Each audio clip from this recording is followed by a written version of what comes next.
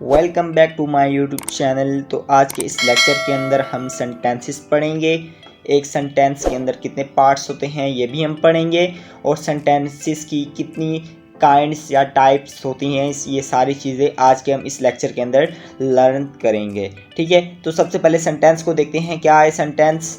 A sentence is a group of words which makes complete sense. ठीक है, अल्फाज का ऐसा मजमुआ जो मुकम्मल मफहूम अदा करे, मुकम्मल एक सेंस बनाए।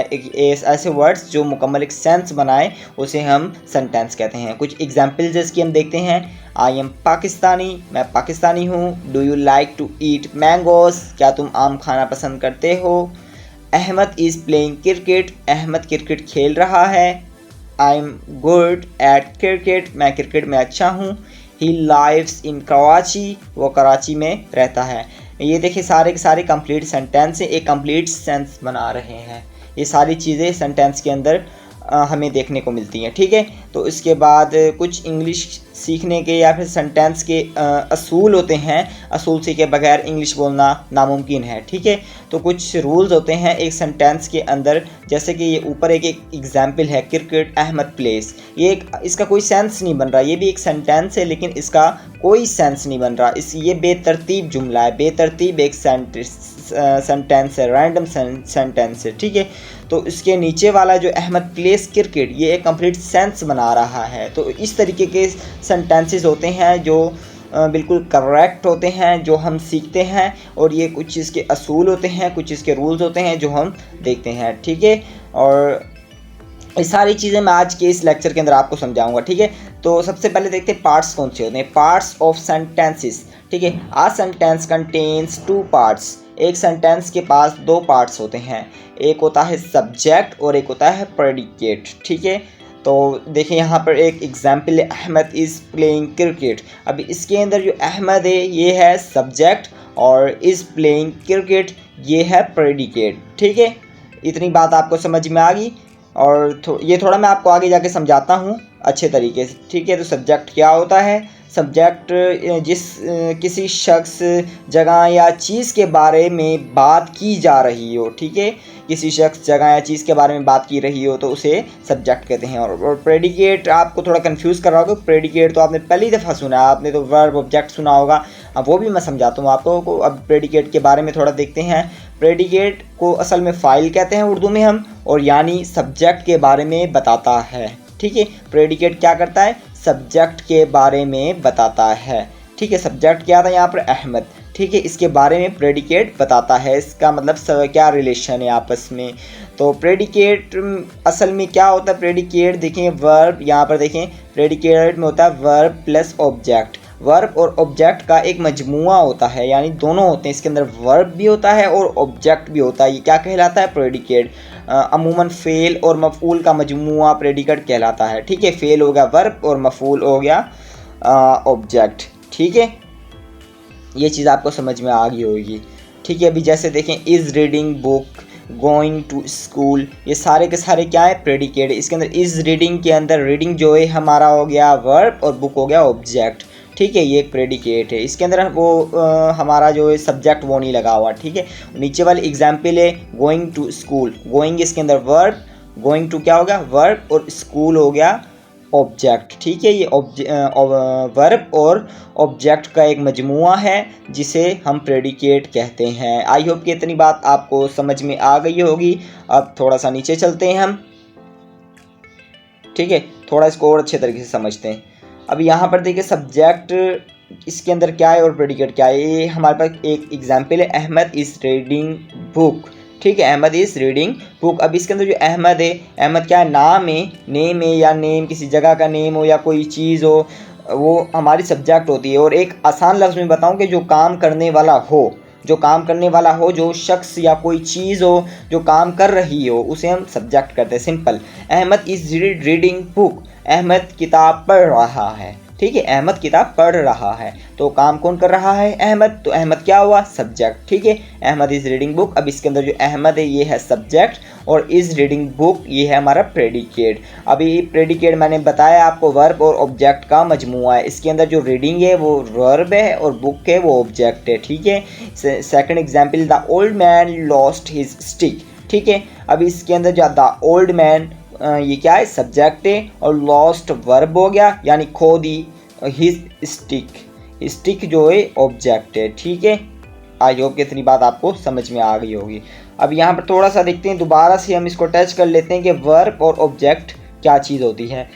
Verb a word use to describe an action, state और अकोरेंस, ठीक है, किसी काम, हालत या वकू बताने के लिए इस्तेमाल किया जाता है। वही बात कि verb is an action word, कोई भी काम हो रहा है या फिर किसी चीज़ की हालत को बताया जाए, उसकी स्टेट को बताया जाए, वो किस स्टेट के अंदर, या सिंपल आप ये वर्ड याद रखें कि कोई भी काम हो रहा है उसे हम वर्ब कहते हैं। फॉर एग्जाम्पल गो, जाना, प्ले, खेलना, ये क्या है, ये वर्ब हैं। और ऑब्जेक्ट क्या है, देखें, ऑब्जेक्ट है it receive the action of the verb, ठीक है, जो फेल से असरअंदाज हो, जो फेल से असरअंदाज हो उसे हम वर्ब कहते हैं। ये अक्सर आपको ये जो वर्ब होगा उसके आगे ही देखने को मिलेगा अक्सर केसेस के अंदर।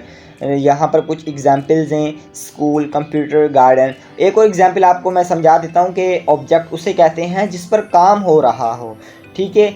जैसे स्कूल का हम देखते हैं, कोई स्कूल का एक सेंटेंस बनाते हैं, Ali is going to school. अभी Ali is going to school एक सेंटेंस है, इसके अंदर अली हो गया सब्जेक्ट क्योंकि अली काम कर रहा है, और इज़ गोइंग, अभी गोइंग हो गया वर्ब यानी कि जा रहा है, काम हो रहा है, और टू स्कूल, कहाँ जा रहा है, स्कूल जा रहा है, ठीक है। मतलब काम किस पर हो रहा है, स्कूल के ऊपर हो रहा है, तो स्कूल क्या हुआ, ऑब्जेक्ट।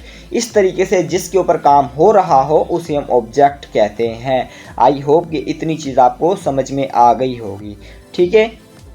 कुछ इसकी एग्जाम्पल्स हैं जो हम देखते हैं और हमें फर्दर चीज़ समझ में आने लगेगी। अभी सब इसके अंदर फैसल ऑफर्स प्रेयर, ठीक है, फैसल ऑफर्स प्रेयर, फैसल नमाज पढ़ता है, ठीक है। इसके अंदर फैसल है, ये हो गया सब्जेक्ट, ऑफर्स आ गया, ये हो गया आपका वर्ब। ऑफर्स मतलब पढ़ना, इबादत करना, जो इबादत की चीज़ें होती है जैसे कुरान पाक पढ़ना वगैरह, ये इबादत करने को कहते हैं ऑफर्स, ठीक है। और प्रेयर यानी नमाज, ठीक है, और ये नमाज हमारा ऑब्जेक्ट है, ठीक है। Adeel is taking bath, Adeel नहा रहा है, अदील सब्जेक्ट, और इसके अंदर टेकिंग वर्ब और बाथ ऑब्जेक्ट है, ठीक है। I have completed my work, I subject, completed verb और वर्क ऑब्जेक्ट है, ठीक है। अभी हम काइंड्स ऑफ सेंटेंस को देखते हैं कि सेंटेंस की कितनी काइंड्स होती हैं, मीन्स के कितनी टाइप्स होती हैं। टोटल सेंटेंस की 5 काइंड्स होती हैं। सबसे पहले आती है असर्टेटिव सेंटेंसेस, ठीक है, असर्टेटिव सेंटेंसेस जिसे हम अफर्मेटिव सेंटेंसेस भी कहते हैं, ठीक है। अभी इसकी डेफिनेशन है, a sentence which gives some information example about facts, opinion and belief, ठीक है। ऐसा जुमला है जो किसी चीज़ के बारे में मालूमात दे।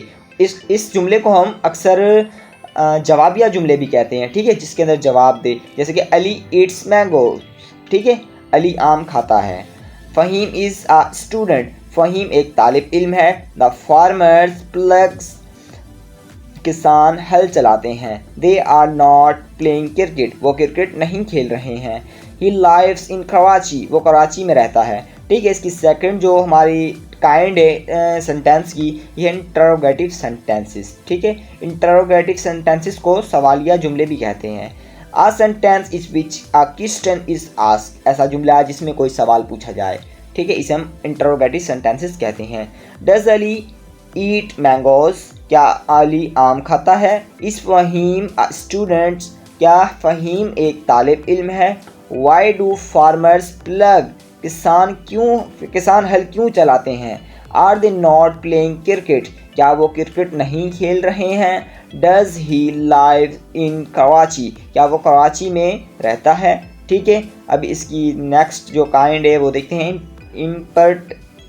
इम्पेरेटिव सेंटेंसेस, ठीक है। इम्पेरेटिव सेंटेंसेस इसे कहते हैं हम अमरदुही जुमले। इसकी हम देखते हैं डेफिनेशन क्या है। A sentence which express a command, advice और रिक्वेस्ट, ठीक है, ऐसा जुमला जो हुक्म, दरख्वास्त या नसीहत का इजहार करे, इसे हम इम्पेरेटिव सेंटेंसेस कहते हैं, ठीक है। ये इसकी कुछ एग्जांपल्स देखते हैं। मतलब थोड़ा समझा दूं आपको कि ये ऐसा जुमला होता है जिसके अंदर कोई नसीहत कर रहे हो या फिर कोई ऑर्डर दे रहे हो, ऑर्डर कमांड कर रहे हो, ऑर्डर दे रहे हो या कोई रिक्वेस्ट कर रहे हो। ठीक है, जैसे कि देखिए यहाँ पर एग्जाम्पल है, डू नॉट गो देयर, वहाँ मत जाओ, एक नसीहत है। ठीक है, टर्न ऑन द टेप, नल खोलो, ऑर्डर रही है। डू नॉट टेल अ लाई, झूठ मत बोलो। ठीक है, जैसे स्पीक ट्रूथ, हमें सच बोलो। ओपन द डोर, दरवाज़ा खोलो। ठीक है, ये तमाम के तमाम सेंटेंसेस क्या कहलाएंगे, ये इम्परेटिव सेंटेंसेस कहलाएंगे। उसके बाद जो नेक्स्ट टाइप काइंड है सेंटेंस की वो है ऑप्टेटिव सेंटेंसेस, जिसे हम दुआया या तमन्नाई जुमले भी कहते हैं। A sentence which expresses a desire और प्रेयर, ऐसा जुमला जो ख्वाहिश या दुआ का इजहार करता हो। जैसे कि आप दुआएं देते होंगे लोगों को, तो फिर वो जो उर्दू में दुआएं देते हैं या फिर हिंदी में दुआएं देते हैं, वो इंग्लिश के अंदर भी अंग्रेज़ जो होते हैं इस तरीके से दुआएं देते हैं। जैसे कि देखें, मे यू लाइव लॉन्ग, ये इसकी एग्जाम्पल है, खुदा तुम्हारी उम्र दराज करे। ठीक है, would that I were rich, काश मैं अमीर होता। May you success in life, खुदा आपको कामयाब करे। May your team win the match, आपकी टीम जीत जाए। Would that she were my wife, काश वो मेरी बीवी होती। ठीक है, इसके अंदर कुछ सेंटेंसेस के अंदर ख्वाहिश का इजहार हो रहा है, कुछ के अंदर दुआ का, कुछ के अंदर तमन्ना का। इस तरीके के सेंटेंसेस आपको देखने को मिलेंगे, तो वो कहलाएंगे ऑप्टेटिव सेंटेंसेस। ठीक है, इसकी लास्ट जो काइंड है सेंटेंस की वो है एक्सक्लेमेटरी सेंटेंसेस। एक्सक्लेमेटरी सेंटेंसेस जिसे इस्ताजाबिया जुमले भी कहते हैं। A sentence which express strong emotions, ऐसा जुमला जिसमें जज्बात का इजहार पाया जाए। ठीक है, जिस तरीके से hurray we won the match, आहा हम मैच जीत गए। ब्रावो, गो अहेड, शाबाश आगे बढ़ो। Really I do not believe it, वाकई मुझे यकीन नहीं आता। Alas they have lost the match, अफसोस वो मैच हार गए। Hush the baby is sleeping, खामोश बच्चा सो रहा है। ठीक है, इस तरीके के सेंटेंसेस होंगे आपके जो मिलेंगे, तो उसे हम कहेंगे एक्सक्लेमेटरी सेंटेंसेस। ठीक है, आई होप कि ये चीज़ आपको समझ में आ गई होगी। आज की हम इस लेक्चर के अंदर सेंटेंसेस की कंप्लीट काइंड्स को पढ़ा, एक सेंटेंस के अंदर कितनी टाइप्स होती हैं ये भी चीज़ हमने देखी। और आपको जो भी चीज़ ना समझ में आए तो आप कमेंट करके मुझसे पूछ सकते हैं। तब तक के लिए टेक केयर, अल्लाह हाफिज़।